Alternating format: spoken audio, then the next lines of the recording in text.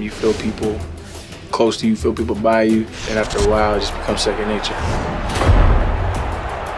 With player sense, players are aware of what's going on around them and they do appropriate action. We've expanded player sense. Characters are making hundreds of calculations per second. Running line of sight checks on the ground. They're actually checking what's ahead of them. So players do things that are very subtle, but make them seem much more intelligent on the field. The battle up front is one of the most important parts of being successful on offense or defense. Our big feature with the war in the trenches is pass blocking. One of the first things we wanted to address with pass blocking is making sure that the linemen were aware of the spot that they needed to protect in the pocket. Our guys are able to make up to 60 calculations per second when finding a target. That's 5 guys across the line, all in the goal to set a passing pocket and to throw the ball.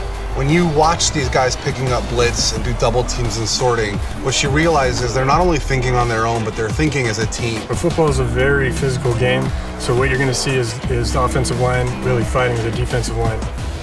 The war in the trenches, man, they have to be able to fight. You know, our guys, they fight as hard as they can.